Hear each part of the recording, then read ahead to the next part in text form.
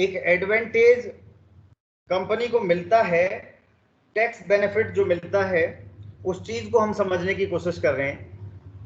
हम यहां कह रहे हैं कि इंटरेस्ट पेड ऑन डेब्ट, interest paid on bond, debenture और डेब्ट is A tax deductible expense before calculating any corporate tax paid on the profits of the company. We need to adjust, or we need to deduct the interest paid on debts. After deducting the interest, we will calculate the tax amount on the residual income only. हम tax calculate करने से पहले जो अपना interest पे कर रहे हैं उसको अपने रेवेन्यू में से घटाएंगे और बची कुची अमाउंट पे, और घटाने के बाद इंटरेस्ट को जो अमाउंट बचेगी उस पे टैक्स देंगे। ठीक है, तो टैक्स कैलकुलेशन में आपने देखा कि ये इंटरेस्ट जो है पहले घटा दी गई और उसके बाद जो अमाउंट बची, कम अमाउंट पे आपने टैक्स दिया, तो इसने इंटरेस्ट ने आपको फायदा दिया, इंटरेस्ट जो आपने पे की वो फायदा दे गई आपको टैक्स कैलकुलेशन में, टैक्स लायबिलिटी आपकी कम कर दी उसने। ठीक है, अब इस चीज को जरा देखिए, ये कॉस्ट ऑफ डेब्ट कैलकुलेट करते वक्त फॉर्मूले में किस तरीके से आपको फायदा देती है। फॉर्मूला में एक बार फटाफट आपको दिखा दूं।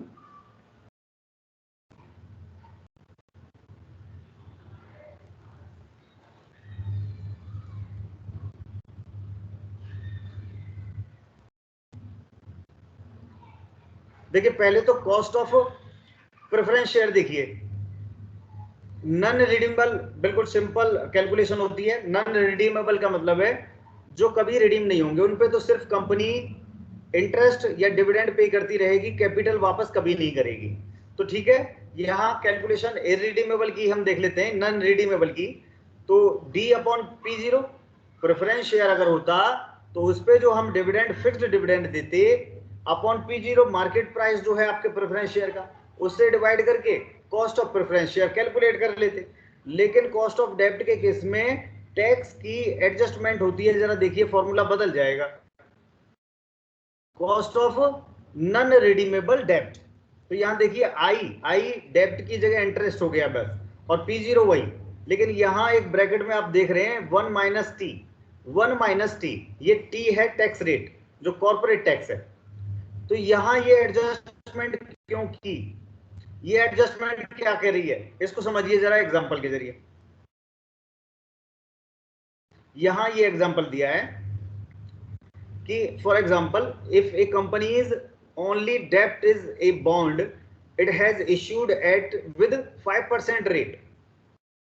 तो कंपनी ने जो डेब्ट लिया हुआ है वो सिर्फ बॉन्ड इश्यू करके लिया हुआ है, और ये बॉन्ड इश्यू किए हैं 5% वाले, जिन पे 5% इंटरेस्ट कंपनी फिक्स्ड इंटरेस्ट पे करती है।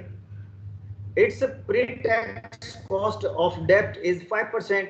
तो अगर टैक्स के बगैर हम देखें तो टैक्स से पहले इसकी कॉस्ट कितनी आती है, 5%। अगर टैक्स को कंसिडरेशन में ना लें तो पूरी 5% को कॉस्ट मान लेंगे। लेकिन अगर कॉस्ट को इंटरेस्ट को टैक्स डिडक्टिबल एक्सपेंस माने, आई मीन टू से टैक्स का फायदा अगर देखें, टैक्स को जहन में रखें, तो इसकी कॉस्ट 5% नहीं है बल्कि कम है। कम क्यों, क्योंकि ये टैक्स का जो फायदा दे रहा है उस फायदे को तो एडजस्ट कर लो इसमें से, और उसके बाद देखो कि इसकी नेट कॉस्ट आपको क्या पड़ रही है फिर। तो यहां देखिए, if it's tax rate is 40%, company का कॉर्पोरेट टैक्स जो पे करती है वो 40% हो, तो the difference between 100% and 40% is 60%। तो कंपनी ने टोटल 5% को कॉस्ट मानने के बजाय 5% को, ये टोटल अमाउंट को कॉस्ट मानने के बजाय इसमें से टैक्स बेनिफिट जो मिल रहा है उसको घटा दे, तब कॉस्ट माने इसे। ठीक है, यहां देखिए 40% अगर कंपनी टैक्स देती है तो इस अमाउंट का 40% तो आपको फायदा मिल गया और 60% आपको पे करनी पड़ी। ये एग्जांपल जरा सॉल्व करते हैं। मान लो कंपनी ने 1 करोड़ रुपए डेब्ट लिया हुआ है जिस पे 5% इंटरेस्ट पे करती है। 5% इंटरेस्ट कितनी पे करती है? 5 लाख रुपए पे करती है। अगर ये प्रेफरेंस शेयर लिए होते, प्रेफरेंस शेयर से उठाया होता 1 करोड़, तो भी 5 लाख पे करती। मान लो प्रेफरेंस शेयर ही था तो 5 लाख पे करती, क्योंकि वो टैक्स में कोई फायदा नहीं देता, पूरा 5 लाख पे करना पड़ता।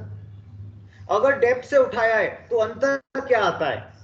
अगर डेब्ट से उठाया है तो 5 लाख का 5 लाख आपने पे जरूर किया है इंटरेस्ट के रूप में, 5%, 1 करोड़ का 5 लाख पे किया है, नो डाउट। लेकिन इस 5 लाख ने आपको टैक्स में फायदा दिया है।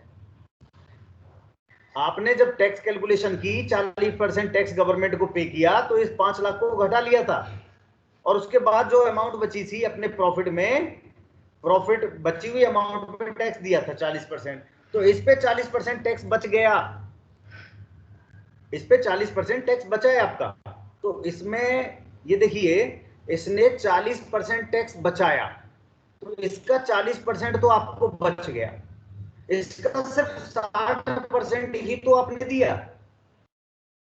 बात समझिए, इस 5 लाख पे 40% टैक्स आपको फायदा हो गया। तो उस फायदे को ध्यान में रखते हुए इसकी कॉस्ट को जब हम देखते हैं तो इसका मतलब 5 लाख पे 40% तो हमें फायदा हो गया टैक्स के रूप में, और इस 5 लाख का सिर्फ 60% ही हमने इनको दिया। इसका मतलब हमारी जेब से नेट में तो 60% ही गया पूरा 5 लाख, लेकिन 40% टैक्स के रूप में आ गया और सिर्फ 60% हमारी जेब से नेट गया। तो इस कॉस्ट ऑफ डेब्ट की, इस डेब्ट की कॉस्ट अगर हम माने तो पूरी 5% ना होके 5% का, या इस अमाउंट का 5 लाख का 60% ही हमने दिया, 40% बच गया। तो 60% कितना बना? इंटू 60, 3 लाख रुपए ही हमारी जेब से गया। 2 लाख का तो हमें टैक्स का फायदा मिल गया। 2 लाख का टैक्स का फायदा कैसे? अरे हमने सिंपल ये कहा कि 5 लाख रुपए पे 40% टैक्स देना पड़ता, और 40% टैक्स कितना होता है? 2 लाख रुपए। लेकिन क्योंकि ये डेब्ट से उठाया हुआ था, इंटरेस्ट थी ये, तो इस पे हमें टैक्स का फायदा हो गया 2 लाख रुपए का। तो 2 लाख रुपए 5 लाख में से घटाने के बाद 3 लाख ही तो कॉस्ट आई आपको। तो फॉर्मूला मेरे ख्याल से आपको समझ आ गया होगा। यहां जो एडजस्टमेंट किया है वो यही किया है, 100% माइनस 40%। तो इंटरेस्ट आपको कितनी रह गई? 3% रहेगी। ठीक है, तो ये एडजस्टमेंट करके आपने इंटरेस्ट अमाउंट यहां चेंज कर दी।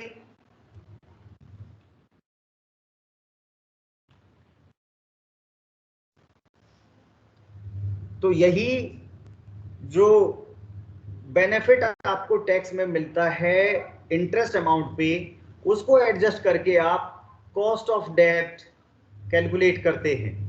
कॉस्ट ऑफ डेब्ट के केस में यही एक अंतर है प्रेफरेंस शेयर के मुकाबले, इक्विटी शेयर के मुकाबले। इवन इक्विटी का तो कैलकुलेशन ही अलग है, इक्विटी पे तो कोई फिक्स्ड कमिटमेंट कंपनी ने किया ही नहीं है। ठीक है, तो ये अब मेरे ख्याल से समझ आ गया होगा। अब हम एक कंप्लीट एग्जांपल ऐसा उठाएंगे जहां पे